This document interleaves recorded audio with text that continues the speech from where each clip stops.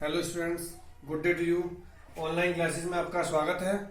तो आज हम बेसिक्स ऑफ ऑर्गेनिक केमिस्ट्री के बारे में जानेंगे, जो आपका क्लास 9th 10th का बेस है और क्लास 11th और कॉम्पिटिटिव क्लासेस के लिए भी इम्पोर्टेंट है।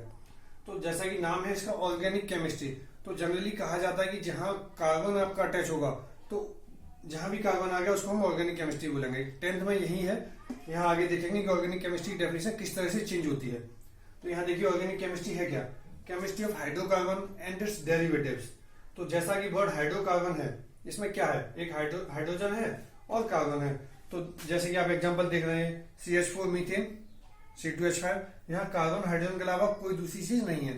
तो जहां भी इस तरह के आते हैं कार्बन हाइड्रोजन, तो उन्हीं कंपाउंड्स को हम बोलते हैं हाइड्रोकार्बन्स या फिर उनके डेरिवेटिव्स। डेरिवेटिव्स का अर्थ है कि हाइड्रोजन को हटा दिया जाए और हाइड्रोजन की जगह पर ऑक्सीजन है, क्लोरीन है, सल्फर है, नाइट्रोजन है या फिर हेलोजन ग्रुप्स को ऐड कर दिया जाए।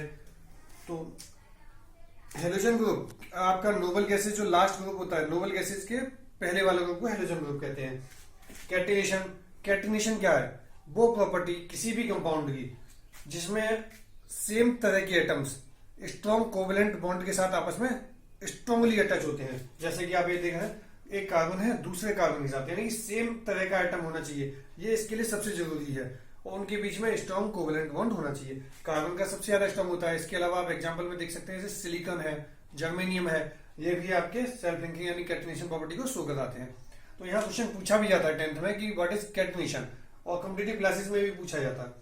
अब देखिए हाइड्रोकार्बन आपके दो तरीके के हैं, सैचुरेटेड, अनसैचुरेटेड। यहाँ बच्चों को अक्सर बहुत कंफ्यूजन रहता है कि सैचुरेटेड कौन सा है, अनसैचुरेटेड हाइड्रोकार्बन किसको कह दिया हमने।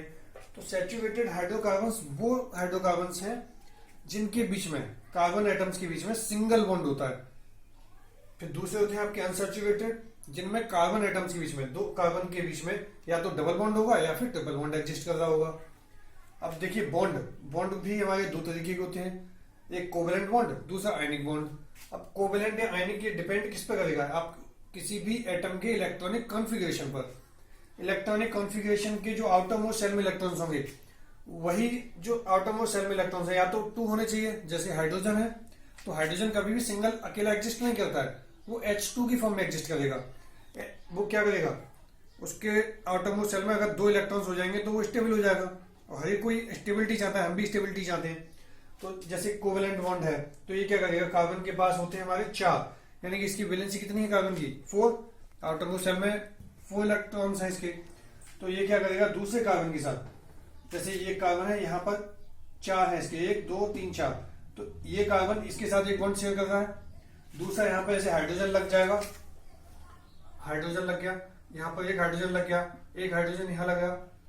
अब देखिए ये कार्बन की पूरी तरह से क्या हो गया, स्टेबल हो गया। तो हर स्टेबिलिटी के लिए ये आपस में शेयरिंग करते हैं। तो ऐसे हम बॉन्ड को बोलते हैं कोवेलेंट बॉन्ड। दूसरे आते हैं आपके आयनिक बॉन्ड। आयनिक बॉन्ड क्या करते हैं, या तो इसमें गेन होगा या फिर लूज होगा। अब जैसे मान लीजिए किसी की आउटर मोस्ट ऑर्बिट में 7 इलेक्ट्रॉन्स है, 7 है, यहाँ 2 है, तो 2 7 है। तो ये क्या चाहेगा कि या तो एक ले लिया जाए या फिर 7 दूसरे को दे दिया जाए। तो ये क्या करेगा कि 7 देना ज्यादा मुश्किल है, एक लेना ज्यादा इजी है। तो ये क्या करेगा कि एक किसी दूसरे से ले लेगा, जिसकी आउटर मोस्ट ऑर्बिट में एक होगा, उसके साथ ही बॉन्डिंग बना लेगा। जैसे कि आप देख पाते हैं सोडियम और क्लोरीन का NaCl, तो जब Na पॉजिटिव यानी इसके पास क्या है, एक इलेक्ट्रॉन एक्स्ट्रा है, और जब इसकी रिएक्शन बनती है क्लोरीन के साथ, तो ये कंपाउंड बनता है NaCl, सोडियम क्लोराइड। जो आप, तो यहां क्या होगा, इसने एक इलेक्ट्रॉन इसको दिया, तो ओवरऑल इसके पास क्या हो गया, नेगेटिव चार्ज हो गया। इस कोई भी एटम है उसके पास सेम अमाउंट में पॉजिटिव चार्ज होता है, सेम अमाउंट में नेगेटिव चार्ज होता है।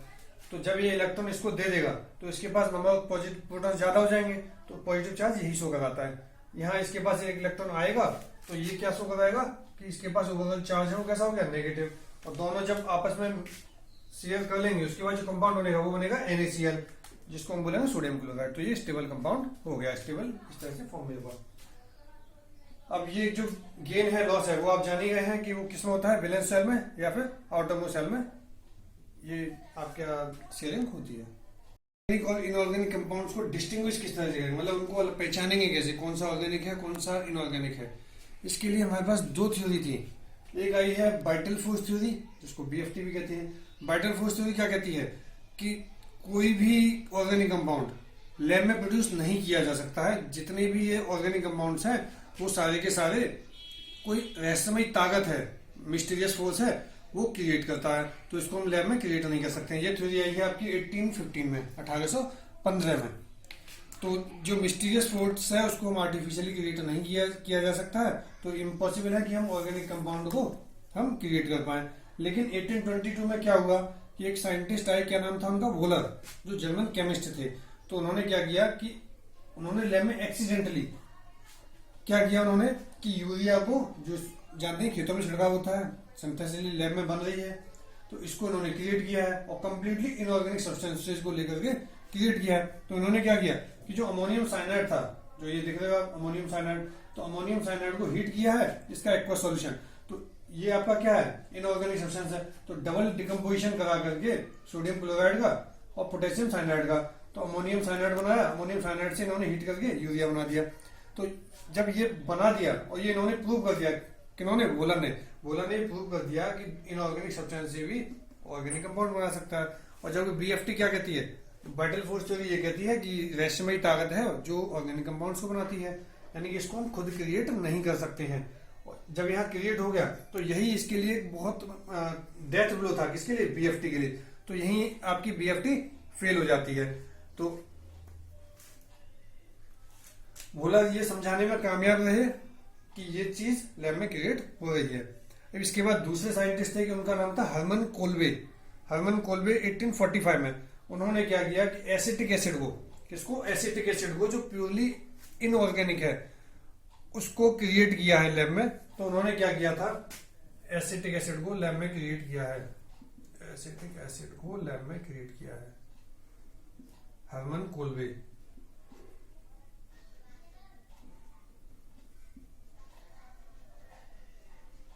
हर्मन कोल्बे ने, ठीक है। तो इसमें उन्होंने क्या किया कि जो कार्बन लिया है वो हाइड्रोजन लिया है, तो 2 मॉलिक्यूल कार्बन के प्लस हाइड्रोजन लिया है और इसको इलेक्ट्रिक आर्क, मतलब इलेक्ट्रिसिटी की प्रेजेंस में जब पास करा है तो यहां से बना है हमारा एसिटिलीन। एसिटिलीन क्या होता है, CH ट्रिपल बॉन्ड CH।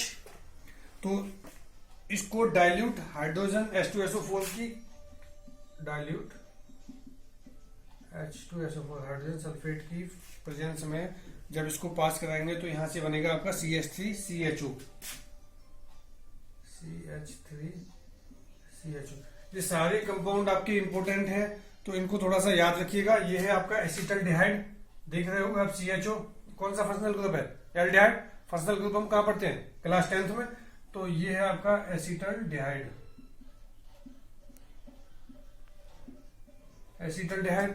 अब इसी एसिटल्डिहाइड को जब ऑक्सीडेशन करेंगे, इसी एसिटल्डिहाइड को जब ऑक्सीडेशन करेंगे, CH3CHO अपॉन ऑक्सीडेशन, क्या देगा ये, जब इसका ऑक्सीडेशन करेंगे तो यही हमको एसिटिक एसिड प्रोड्यूस कराएगा। एसिटिक एसिड क्या है, CH3COOH। तो ये आपका एसिटिक एसिड है।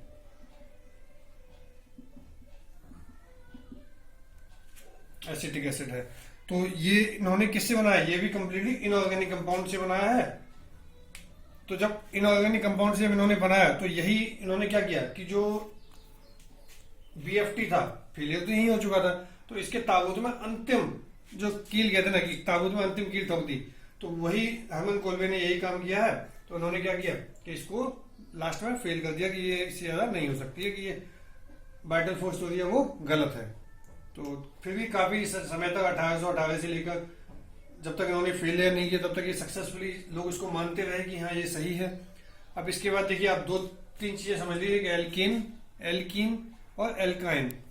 एल्कीन में क्या होगा कि सिंगल बॉन्ड आपका होगा, एल्कीन में डबल बॉन्ड होगा, एल्काइन में ट्रिपल बॉन्ड होगा। तो जनरल फॉर्मूला क्या है एल्कीन का,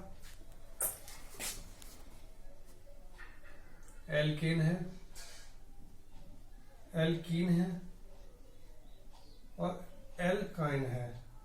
इसका होगा CnH2n, इसका होगा CnH2n। H2n plus 2 CN H2n minus 2। तो ये है इसका जनरल फॉर्मूला।